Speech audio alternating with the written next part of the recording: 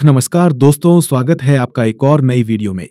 आज हम बात करेंगे रामायण की एक ऐसी कहानी के बारे में जो शायद आपने सुनी तो होगी, लेकिन इसमें एक ऐसा पहलू है जिसे बहुत कम लोग जानते हैं।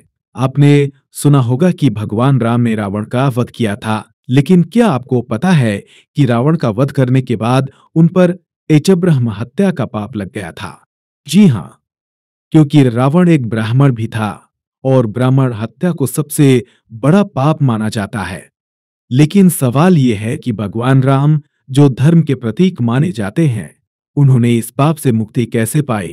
क्या उन्होंने इसके लिए कोई विशेष पूजा की या कोई अनुष्ठान किया? आज हम इस पूरी कहानी को डिटेल में समझेंगे और साथ ही इससे जुड़े कुछ ऐसे तथ्य भी जानेंगे जो शायद आपको चौंका सकते हैं। तो दोस्तों, अगर आपको ये वीडियो पसंद आए तो लाइक जरूर करें, चैनल को सब्सक्राइब करें और घंटी के निशान को दबाना मत भूलें ताकि आपको हमारे नए वीडियो के नोटिफिकेशन मिलते रहें। चलिए शुरू करते हैं। आप सब जानते हैं कि रावण केवल एक राक्षस नहीं था, वो बहुत बड़ा विद्वान था, परम शिव भक्त था और एक ब्राह्मण कुल में जन्मा था। उसके पिता महर्षि विश्रवा थे। रामायण में रावण का वध केवल एक युद्ध नहीं था, बल्कि धर्म और अधर्म की लड़ाई थी। भगवान राम ने सीता माता की रक्षा और धर्म की स्थापना के लिए रावण का वध किया। लेकिन जैसे ही रावण का वध हुआ, उसी समय राम जी के मन में एक बात आई। उन्होंने सोचा, इन्होंने एक ब्राह्मण का वध कर दिया और यह ब्रह्महत्या का पाप मेरे ऊपर आ गया। जब भगवान राम ने रावण वध के बाद इस पाप को महसूस किया, तो उन्होंने तुरंत साशियों और विद्वानों की शरण ली। उन्होंने पूछा, इधर मुझे इस ब्रह्महत्या के दोष से कैसे छुटकारा मिलेगा? दत्तभाषियों ने कहा, इकभू, इस पाप से मुक्ति के लिए आपको शिवलिंग की स्थापना करनी होगी और उसकी पूजा करनी होगी। शिवलिंग की स्थापना से ही आप इस ब्रह्महत्या दोष से मुक्त हो सकते हैं। इसके अलावा आपको विभिन्न तीर्थों का भ्रमण करना होगा और पवित्र नदियों में स्नान भी करना होगा। श्री राम पर ब्रह्महत्या का पाप इसलिए लगा क्योंकि रावण ब्राह्मण कुल में जन्मा था। अब एक बात और ध्यान देने वाली है श्रोता मित्रों, कि ब्रह्महत्या को बहुत बड़ा पाप माना जाता है। ब्रह्महत्या का पाप केवल युद्ध से नहीं धुल सकता, इसके लिए विशेष अनुष्ठानों की आवश्यकता होती है। भगवान राम ने रावण का वध तो कर दिया, लेकिन अब वे इस पाप से मुक्ति कैसे पाएंगे? श्री राम ने ऋषियों की सलाह मानकर दक्षिण भारत के समुद्री तट पर स्थित रामेश्वरम की यात्रा की। यह वही स्थान है जहां से उन्होंने लंका पर चढ़ाई के लिए सेतु का निर्माण किया था। रामेश्वरम एक पवित्र भूमि है और यहाँ भगवान शिव की पूजा का विशेष महत्व है। जब राम जी रामेश्वरम पहुंचे तो उन्होंने वहां भगवान शिव का एक शिवलिंग स्थापित करने का निश्चय किया। भगवान राम ने अपनी पूरी श्रद्धा और भक्ति के साथ भगवान शिव की पूजा की। उस समय राम जी के साथ माता सीता और उनके भाई लक्ष्मण भी थे। सभी ने मिलकर महादेव के चरणों में शीश नवाया और यज्ञ का आयोजन किया। यज्ञ का नाम महादेव यज्ञ। शिव को प्रसन्न करने के लिए हर विधि विधान से पूजा की।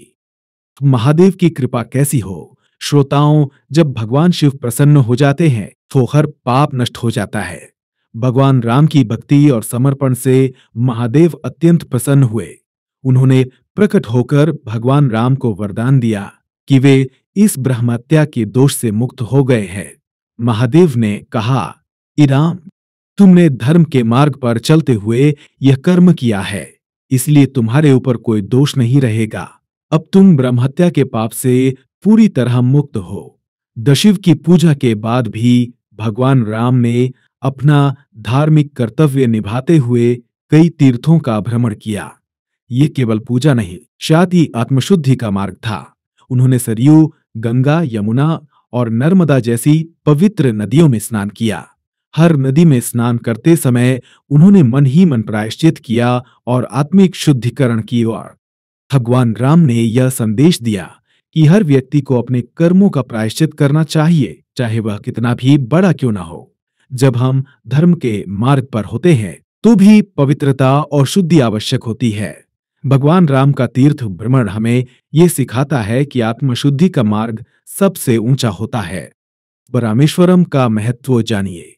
आज भी रामेश्वरम तीर्थ 4 धामों में गिना जाता है।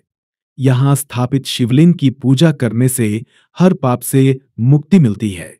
कहते हैं कि जो भी रामेश्वरम आकर भगवान शिव की पूजा करता है, स्थायिक उसके सारे पाप नष्ट हो जाते हैं। महादेव की कृपा से उसके जीवन में शांति और समृद्धि का वास होता है। श्रोताओं, यह कथा केवल श्री राम और महादेव की नहीं, बल्कि धर्म और न्याय की स्थापना की कथा है। भगवान राम ने रावण का वध करके धर्म की रक्षा की, लेकिन अपने कर्म का प्रायश्चित भी किया। यह हमें सिखाता है कि हमें भी अपने जीवन में धर्म के मार्ग पर चलना चाहिए और अपने कर्मों का प्रायश्चित करना चाहिए।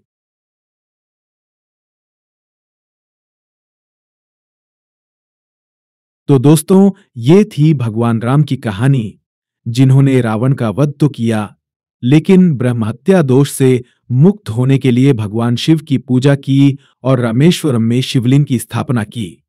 ये हमें सिखाता है कि चाहे आप कितने भी बड़े क्यों ना हो, अपने कर्मों का प्रायश्चित करना जरूरी है। भगवान राम ने ये दिखाया कि धर्म के मार्ग पर चलने वाला भी कभी-कभी परिस्थितियों के चलते गलतियां कर सकता है, लेकिन उनसे सीखकर अपने कर्मों का प्रायश्चित करके हम सही रास्ते पर वापस आ सकते हैं। रामेश्वरम में भगवान राम ने जो शिवलिंग स्थापित किया, वो आज भी लाखों भक्तों के लिए आस्था का केंद्र है। वहां जाने से ब्रह्म हत्या जैसा बड़ा पाप भी धुल सकता है, ऐसा शास्त्रों में कहा गया है। दोस्तों, अगर आपको ये कहानी पसंद आई हो और आप ऐसी ही और कहानियां सुनना चाहते हैं, तो चैनल को लाइक, शेयर और सब्सक्राइब जरूर करें। अगली बार हम आपके लिए एक और दिलचस्प कहानी लेकर आएंगे। तब तक के लिए जय श्री राम और भगवान शिव की कृपा सब पर बनी रहे। धन्यवाद।